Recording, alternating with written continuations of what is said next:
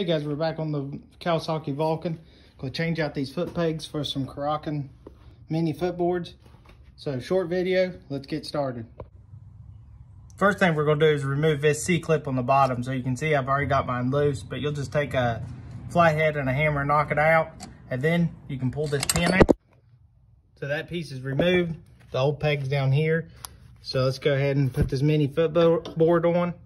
As you can see, this hole isn't quite the same size. So let's go ahead and drill this out to where this pin will fit in. Drilled my 1/2-inch hole with the step bit, cleaned it up with a file. I reused my hold down spring. See, the loop goes up here. This long piece goes here to keep tension, to spring it down. Got my position. I done mine flat with the pedal. Done that by using the 6mm on the end on the Allen. Got that side in, went to this side, done the exact same thing, tilted it down to where my foot's beneath the lever.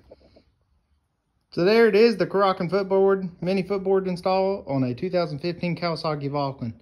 Please subscribe, follow, like, go to my YouTube channel, Mustang Jackson 67. Till next time, let's keep building.